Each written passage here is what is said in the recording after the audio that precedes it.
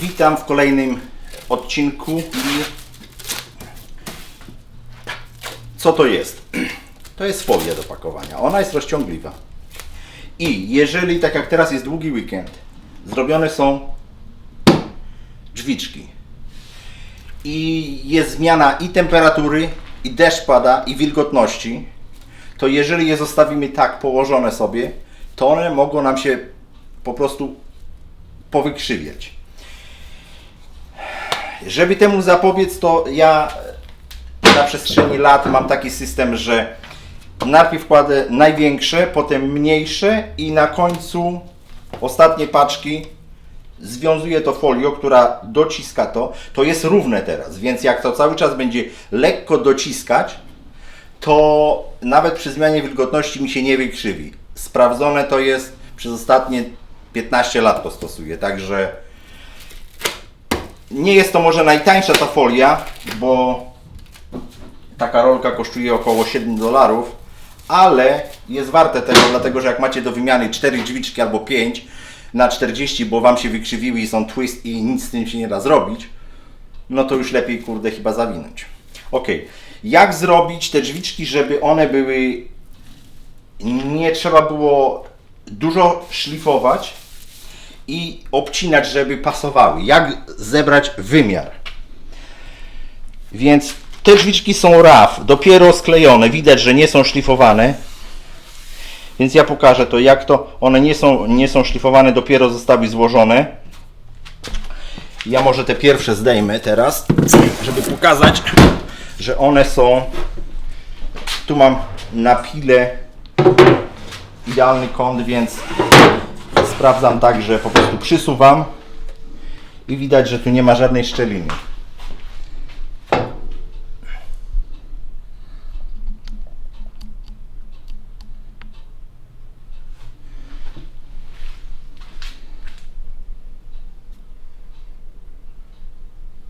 Możemy to sobie przekręcić i tak samo dookoła, zobaczyć, że po prostu, czy tak przekręcimy, czy tak przekręcimy, to nie ma znaczenia.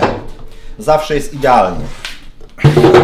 Możemy wziąć kolejne, to po prostu każde, które się nie weźmie, idealnie pasują. Jeżeli ktoś robi drzwiczki, nieważne, drzwi duże wejściowe, drzwi do szafy i mówi Wam, o, potem się przyszlifuje, to jest myślicie, on myśli, że jest stolarzem. Nie. Tak mi mówił bynajmniej stolarz, który był przedwojennym stolarzem i pobierał szkoły przed II wojną światową, także pewne nawyki u mnie wyrobił, za co jestem mu dozgonnie wdzięczny. I to ułatwia pracę, dlatego że dłużej zejdzie trochę, żeby ustawić wszystko, ale potem zainstalowanie i wykończenie tego to jest tak i już, macie zrobione. A jeżeli musicie zrobić to wszystko z naddatkiem i musicie potem to przyszlifować albo przyciąć, przyszlifować, dopasować, to jest taka wolna amerykanka i to nigdy nie wychodzi dobrze. Jeżeli to od początku macie zrobione, wszystko jest tak, jak powinno być. Te drzwiczki nie są szlifowane, one są dopiero złożone. Można zobaczyć, nie ma nigdzie, że jest nierówne. I to nieważne, czy to jest bez profilu, prosty, tak zwany shaker style, czy z profilem, czy z filongiem, to nie ma znaczenia. Jeżeli jest tu nierówno, to musicie szlifować albo heblować. Szlifowanie to jest czas, pieniądze, energia elektryczna. Także, no niestety, trzeba być trochę menadżerem, jeżeli chce się być dobrym stolarzem i wtedy przekalkulować wszystko i wiadomo, że lepiej jest od razu zrobić to dobrze, niż potem 3 dni szlifować i o, na końcu wyszło. Jak miałem tu takie doświadczenie z taką firmą, gdzie wymyśliłem, że we do nice because we do twice. Przynajmniej robili 2 razy albo 3, wtedy to wychodziło dopiero dobrze. No niestety, jak ktoś jest na własnym rozrachunku, tak jak ja prawie 30 lat, to jak będziesz robił 2 razy, to szybciej to zbankrutujesz niż w ogóle myślisz. Ok, pokażę Wam, jak to zrobić. Pierwsza rzecz, jak naciąć materiał, żeby to było spasowane dobrze, równo i żeby... Najważniejsza rzecz, klej nie jest wypełniaczem, co większość współczesnych stolarzy myśli, że jak jest trochę luzu, to klej wypełni. Klej nie jest wypełniaczem. I jaki problem jest z tym? Za komuny było prosto. Kleju nie było. Klej był na wagę złota. I stolarze go tak stosowali delikatnie, że nie było tego, że oni lali go jak woda. Druga sprawa, było takie powiedzenie wśród stolarzy przedwojennych. Klej wtedy trzyma, kiedy go nie ma. To znaczy, że on musi być tak nałożony, że go nie widać. Jak złożysz, to nie ma być to upierdzielone i potem 3 dni szlifujesz to. A propos szlifowania. Dla tych, którzy tak używają tego kleju, spróbujcie coś pomalować z bejco. To zobaczycie, jak ten klej wam wszędzie powychodzi. Ja zrobię, tutaj mam przygotowany z mahoniu, bo na mahoniu to najlepiej będzie widać, żeby wam potem pokazać, jak będę to finiszował. Zrobię 3 rogi dobrze i 1 tak spierdzielę i zobaczycie, jaka jest różnica w wykonaniu. Druga sprawa, jak naciąć, to nieważne jest jaka jest szerokość tego kanału. Jeżeli to jest prosty kanał, bez profilu, bo wiadomo, jak są profilowe frezy, zakładamy na frezarkę, pociąg, pojechał, pozamiatany. Ale jeżeli robimy takie proste, jak zrobić, żeby to było idealnie? Jak złożymy w tą stronę i jak złożymy w tą stronę, że to jest, po prostu jest idealnie. To jest, jak zwykle, to jest rozwiązanie jest bardzo proste, tylko tyle, że więcej czasu zajmuje. Ustawiamy idealnie frez na środku, ile się tylko da i przepuszczamy wszystkie deski w jedną stronę, a potem odwracamy wszystkie deski i przepuszczamy je jeszcze raz. Dlatego, że jeżeli to jest idealnie, prawie idealnie, nigdy nie jest idealnie. Jeżeli przepuścimy to 2 razy, wtedy to, co nam zostaje, zawsze będzie idealnie w tym samym wymiarze. I potem, jak natniemy chop, to po prostu nam to się złoży. I co by to nie było. I jaka jest dodatkowa zaleta tego, żeby przejechać 2 razy? Nie musicie, jak macie deski, ileś tam tych listew na drzwi, nie musicie wybierać, o, to musi być to strono, to musi być tamto. Patrzysz, pasuje ci to strono, pasuje ci to, nie ma znaczenia, dlatego że to jest równo. Jak chop powinien być spasowany? Ten stolarz, który mnie uczył, dziadek, mówił tak. Jeżeli go złożysz ręką równo i jeżeli machniesz tym i to ci się nie rozpadnie, nic, a jednocześnie rozbierzesz to bardzo łatwo, to jest idealnie. Jeżeli musisz to młotkiem, jest za ścisło. Jeżeli złożysz to i machniesz i to ci się rozejdzie, jest za luźno. To jest odnośnie jak to nacinać, a teraz pokażę, ile kleju nałożyć, bo tu mam przygotowany z mahoniowego materiału, dlatego że będę to potem malował. To jest drewno. To nie jest MDF czy tam jakaś sklejka. To jest sklejona płycina z drewna solidu. Widać to? Ok. Więc zaczynamy od tego, że układam. Mam taki nawyk, że jak układam do składania, każdy ma inną metodę, inny system. Najważniejsze jest wymyślić system, który dla Ciebie pracuje.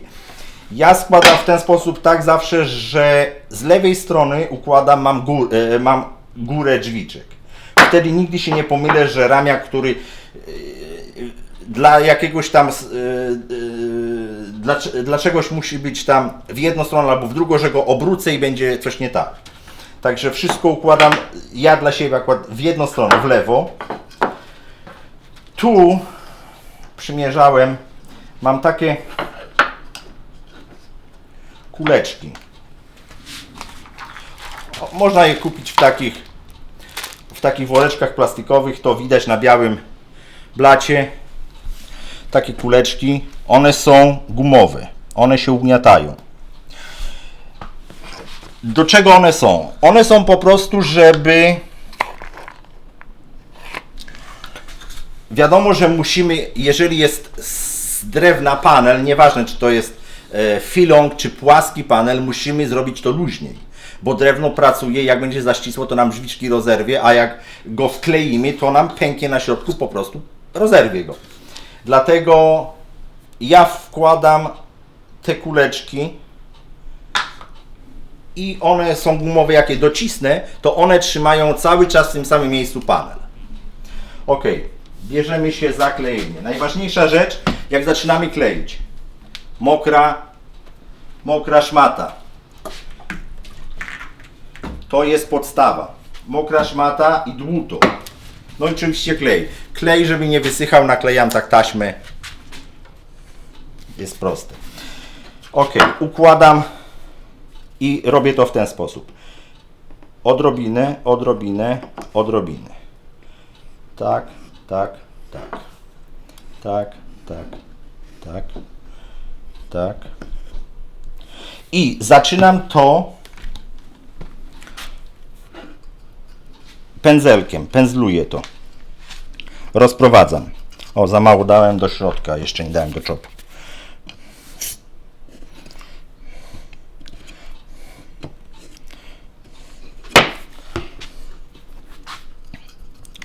Dlatego wziąłem mahoń, bo na mahoniu będzie widać to po prostu dokładnie, ile tego należy nałożyć.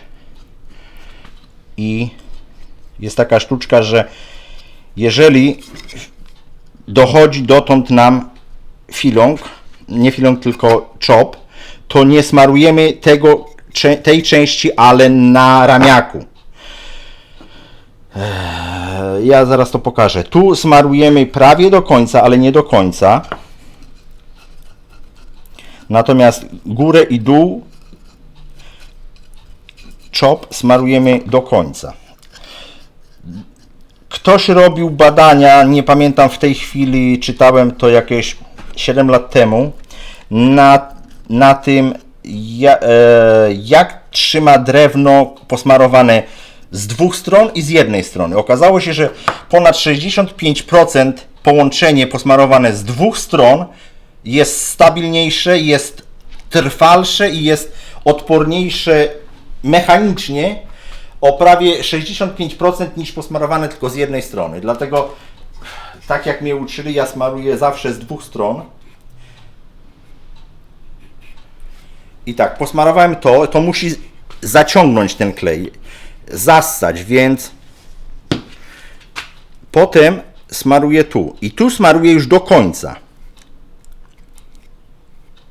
Tyle, nie więcej. To jest nawet aż za dużo. Jak ktoś leje kleju jak wody, to po prostu nie mam. Tutaj bardzo obraźliwym słowem na stolarzy, którzy robią tak zwany slappy job, to mówią, że ty jesteś shoemaker. To jest bardzo obraźliwe, bardzo. Ja przepraszam wszystkich szewców, ale no nic nie poradzę. Jak ktoś do was powie, że o, you shoemaker, to znaczy, że bardzo złą robotę robicie. Ale jak powie wam już butcher, to w ogóle się zakopać i nie dotykać desek. Ok, posmarowałem tyle i czeka. Smaruję drugi.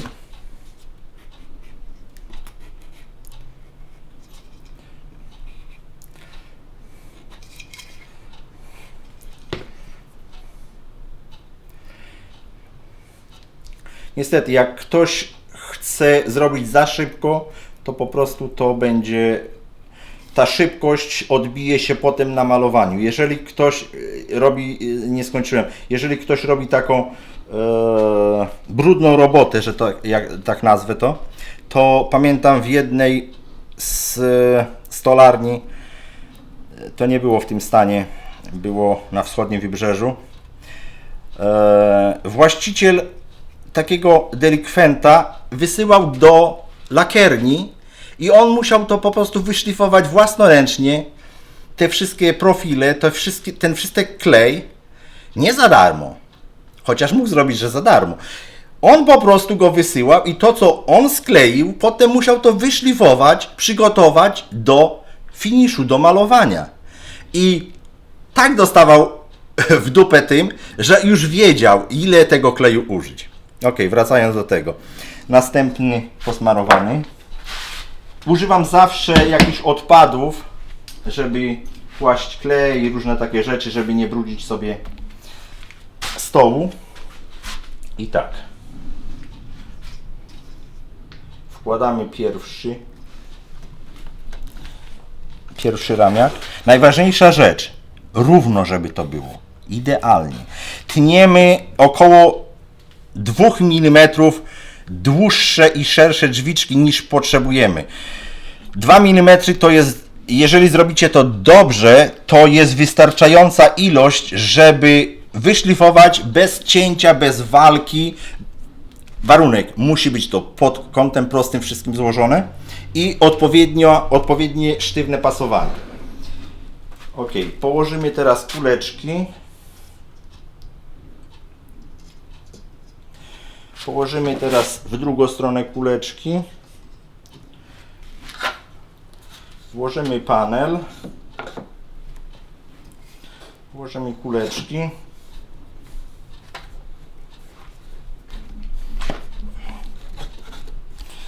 Ok. I też ustawić idealnie. One trochę rozchodzi, bo te kulki trzymają, ale to dlatego one po prostu prężą, bo żeby trzymały nam panel we właściwej pozycji. Ok, złożyłem to tylko ręcznie. Oczywiście jak trzeba to przystuknąć, żeby ustawić idealnie.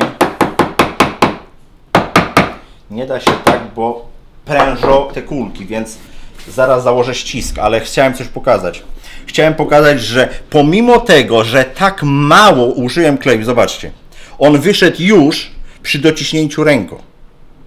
A jednak jakiś czas odczekałem, żeby drzewo go zassało, bo jak za szybko założymy, to ten klej zostanie wyciśnięty, nie zassany przez drewno i ten połączenie nie trzyma.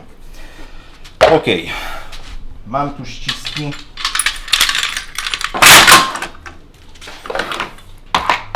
Rzucę to na ścisk.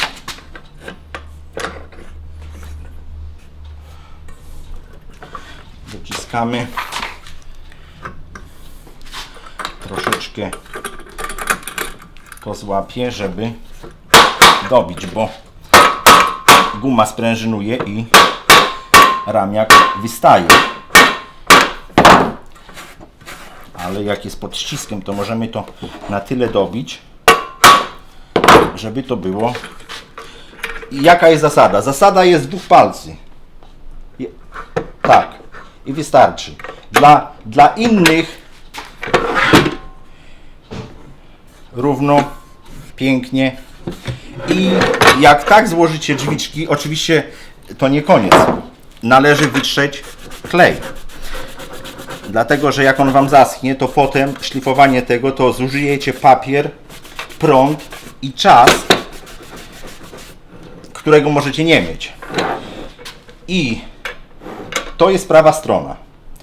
Na kolorowych drzewach znaczę credo, żeby potem nie szlifować i ona ładnie się wydmuchuje powietrzem, jak już nie jest potrzebna. Jak odwrócę drugą stronę, to tu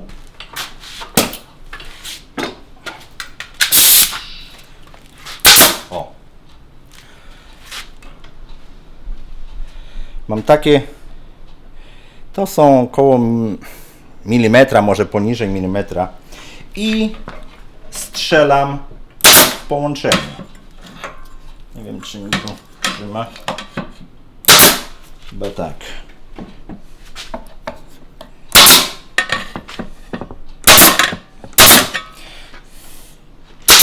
Może nie jestem pewny, czy mi gwoździe podaje, nie wiem dlaczego.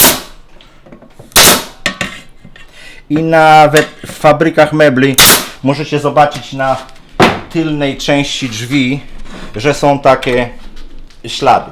I co? Teraz odkręcamy to i wycieramy klej.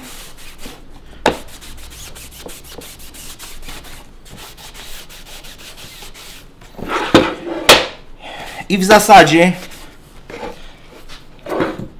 są zestrzelone tutaj czopy.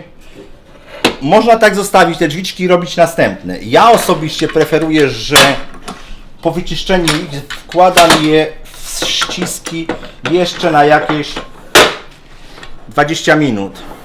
To wtedy one klej załapie i na tyle mocno, że można je spokojnie wyjąć. O, i to jest gotowe. Dlaczego nie za mocno? Ja tu mam takich kurde pomocników albo pracowników. Proszę uprzejmie, można to pokazać.